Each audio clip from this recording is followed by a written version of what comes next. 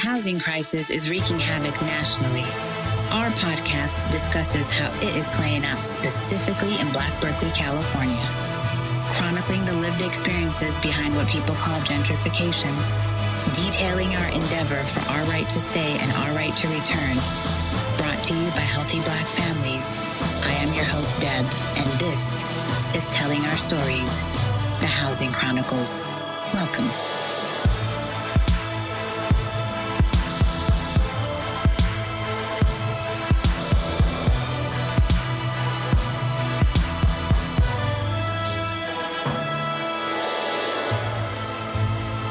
Greetings, everyone. I'm here today with Alan Dones. Hi, Alan Dones. It's a pleasure to have you here. Hello. It's a pleasure to be here. Can you tell us a little bit about what you do? I am, for the most part, these days, a real estate developer. That means that I try to spend my day creating the built environment that we live in, the dwellings that we live and work in, play in. And what that means is during the course of a day that I'm going to have a range of things that I have to have some participation in, from legal analysis, some kind of financial planning and strategy. I have to be a politician. I have to be a community advocate. Then I have lunch. And then and then you go on with some super engineering, design, environmentalists, etc. But all that in the interest of developing the built environment. My particular push and advocacy and efforts there have to do with development of scale. So I don't often engage in building single-family homes, for example. Single-family homes are very important, but that's not my area of expertise. My area of endeavor really has to do with what you see on the skyline in terms of tall buildings and big, wide, large projects, and public and private facilities. And what brings you to this work? I am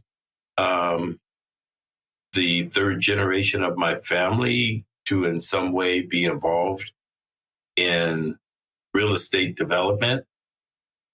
I have grandfathers that were involved. One grandfather as a missionary worked all over Africa, as well as here in the U.S. And there was always land use involved in that. My father was a contractor, pioneering contractor in many ways, which his companies were based here in Northern California. I also have an uncle who was a real estate developer in Southern California and very accomplished. I came up through the trades, and, I never was very satisfied with my circumstances and experience, first as a person in the trades and as a Black person in the trades.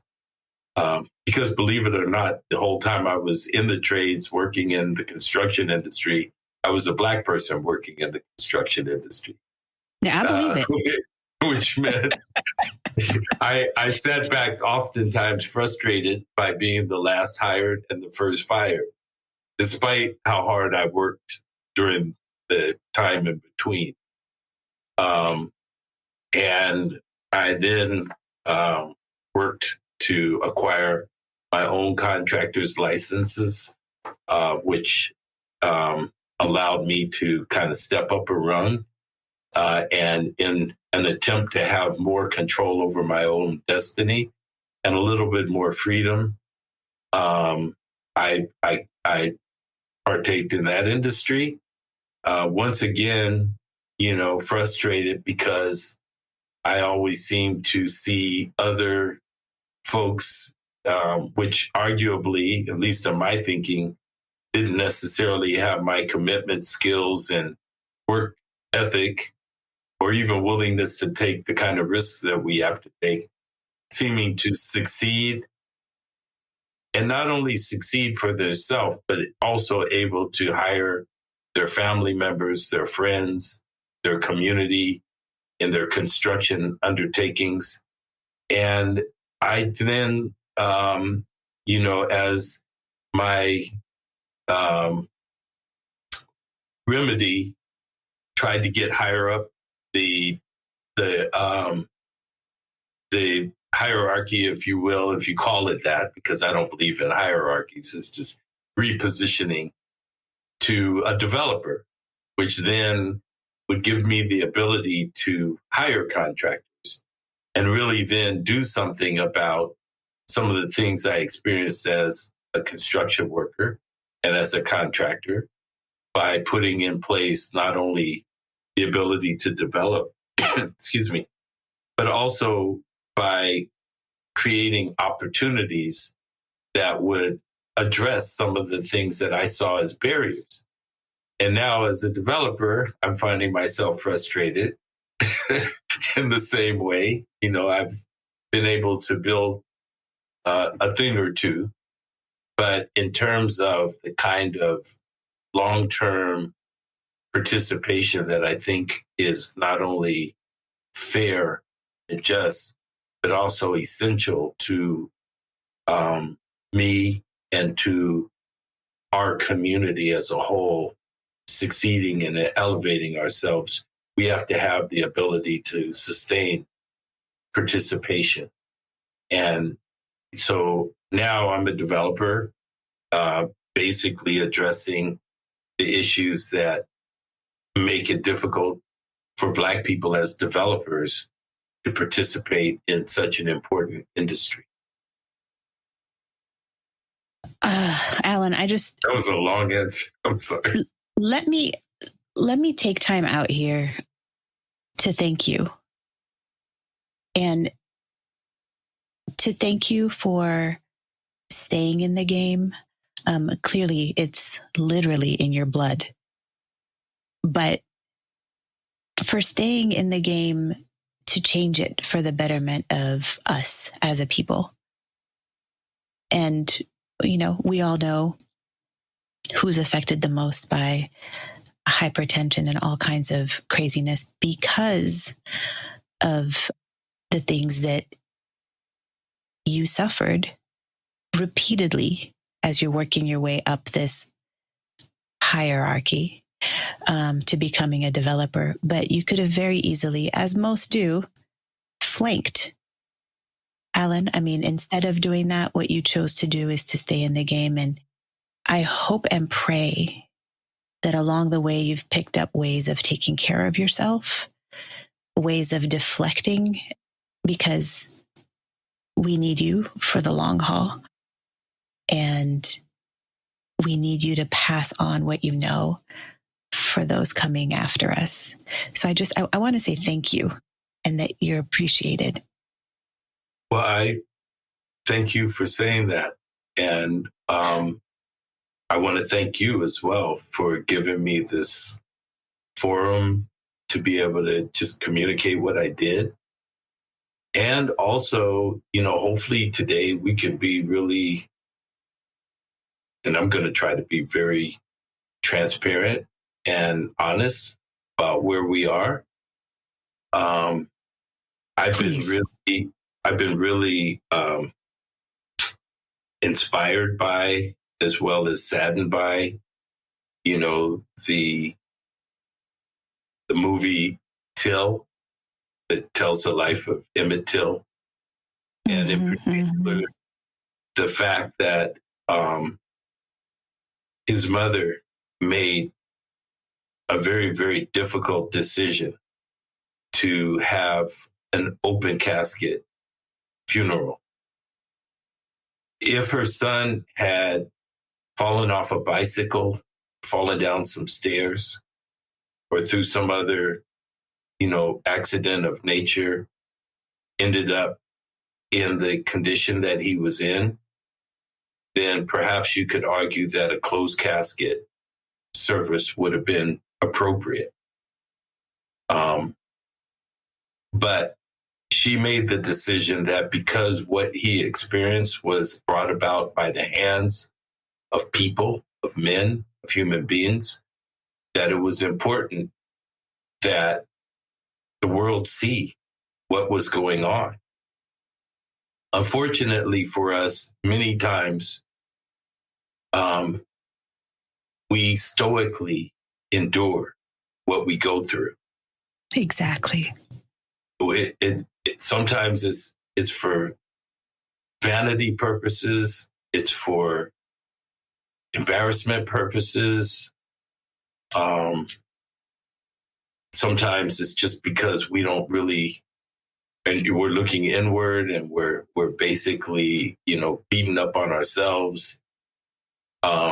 And what happens is, while we all have to be accountable for our decisions and our behaviors, but we also have to be aware of the fact that when we experience things that are more based on the failings of society, that it's important that we make as many in the public aware of what the realities are as we can. So, yeah, I endure a lot. We've achieved a lot, but, relatively speaking. But we also get brutalized and beat up. And there's a lot about that picture that's not very becoming to the naked eye, until we start to really embrace and understand it, that, these are basically things that we have had imposed upon us, and we're blessed with the ability thereby to use our experience to help raise so that we can overcome, those factors. Absolutely. We can't overcome them if we're hiding everything or if we're not knowledgeable. So I'm grateful for the forum to not only talk about our achievements, to not only talk about the knowledge that we've gained and share industry wisdom, but also talk about some of the pain that we're going through and some of the things that may not be that compelling or I would say that attractive, but definitely need to be understood so that we can make proper adjustments and, we can develop the knowledge from the understanding of it that will allow us to overcome, challenges and avoid similar issues. Right. Our subjugation ongoing definitely necessitates that we organize, and we need to be clear about what happens to us as human beings in the form of a physical body on this planet as we're doing this battle. But also the wins from the organizing and the wins from personal endeavors. I mean, you come from a lineage of fighters, and the fact that you stay and move up this hierarchy and you stay in the fight as an organizer is key. So let's pivot a little bit to the current housing crisis. Would you say the current housing crisis is solvable in the city of Berkeley? I believe that it is definitely solvable, not only in the city of Berkeley, but in the region, in the state, country, and on the planet. I think that we're going to have to become much more knowledgeable in understanding the core causes of the problem. And for example, while I am proudly an affordable housing developer, I also know that my job and role as an affordable housing developer is that of someone addressing the symptoms of a bigger problem. Every affordable unit that I deliver is to address the symptoms of a bigger problem, a core problem. And that is the problem of having the ability to solve our housing problems through our efforts. Right. Meaning having access to the capital. Yes. Right. And having access to the resources needed to properly house ourselves. So that we have to get to a point where our economy becomes more holistic and more inclusive for the housing problem to ever really be addressed. That's a perfect segue. At Healthy Black Families First People's Assembly, where you were on the panel, you said, we need to really think about the true reasons for the worsening of housing problems. Can you speak to this? It's my opinion that the core problem that we face that is causing the housing crisis is the inability to economically participate in this asset class called real estate and at all levels of the real estate industry. It is one of the most important, if not the most important, creator of wealth and self-sufficiency that is known to society right now. We have historically been precluded by different mechanisms from really being able to participate to the level that we can not only house ourselves comfortably, but keep up with the housing needs of our region and our state. And that impacts everyone. So the ability, for example, of us to have not only access to the ownership of real estate, but access to the small business opportunities that real estate reinforces and provides, access to the careers and jobs that come from, being practitioners in this industry. Those are key components of our ability to afford and the affordability of our region. So that's what right now we have to really start to address more effectively. And in doing so, as we become more knowledgeable of that, then yes, I believe we're going to find an easing housing crisis. We're going to start to see in the long term, not only the housing crisis subsiding, but dividends being paid to everybody as a result of, the investments that are going to be needed in order to achieve more equitable participation. 3 years ago today, we were heading into this pandemic, and it was 2020. We knew something was going on, but we didn't know exactly what. And we went through a couple, if not a few months of evolving our knowledge. And we went through a lot of wasted effort. There was a time where all of the Clorox wipes, for example, disappeared off the shelf. My groceries would be delivered to my house, and I'd make them sit on my porch for like a day. And then I'd wipe the brown paper bags down because I did not understand that the virus was airborne. I did not understand how we were being assaulted by that virus. And that lack of knowledge created, my conjuring up, as well as public think conjuring up different things to do. But as time went on, one thing that happened with really impressive speed was the ability for us to communicate to the public what the real risk and threat was. we all now know what this little round ball with the spikes coming out of it looks like. 4 years ago, you could have showed me a picture of that. I wouldn't have known what it was. But it was a really simplified way of communicating a complex problem that was attacking us. And it took the work of state-of-the-art communicators as well as science to really be able to effectively advise the public. And there's some people that are still in denial, and sometimes, the science, who knows where we are, we still may not have it completely right. But the point being is that what we're dealing with when it comes to land use, when it comes to development, when it comes to the ability for Black people to participate in this industry, it really is getting our arms around some of the complexity around why we've been left out, despite the fact that we have a lot of great critical thinkers, very well-educated people in our community.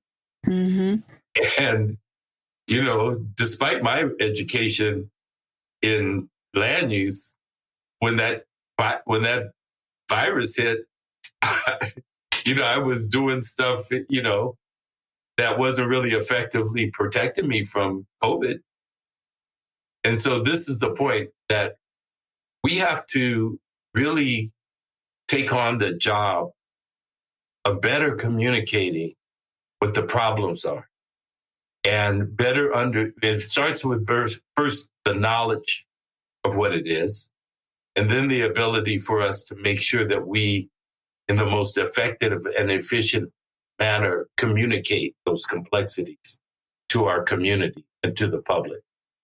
And then finally, through that effective communication of our knowledge, hold people accountable for the real causes. We end up a lot of times holding people accountable for things that we've conjured up. And that's not only not effective, but it gives somebody who really knows what the problem is a pass, and a way to discredit us, Yeah, I'm not an axe murderer. I use a gun. They don't know what they're talking about. You know what I mean? Right. And so that's the challenge. We'll outlaw axes. We'll basically say you can't make handles, you can't make anything that sharpens axes and everything. And then just finally saying, okay, all right then, we'll pass some legislation. And meanwhile, they're just completely buying bullets, loading up their gun, that at night going out, having a field day, shooting us down. So that's where we are right now. We have to understand this much more clearly than we have. And we have to also get comfortable with the fact in doing that. We have to get comfortable with the fact that things like affordability, affordable housing is really addressing a symptom of a problem. It's a critical need. And like I always say, Band-Aids and tourniquets are critical, but you have to address what's causing you to need Band-Aids and tourniquets. And that is the lack of access and ability to utilize not other people's money, but our own money, Absolutely. When the people talk about other people's money, guess who the other people are they're talking about? Especially, when it comes down to dealing with, this use of pension funds. When it's true that over 35% of the pension funds in many communities are people of color.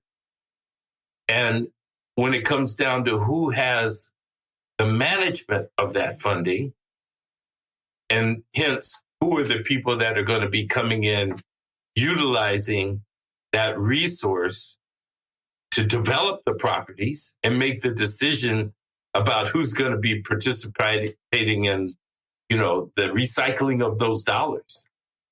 That's not us. We're completely locked out of that.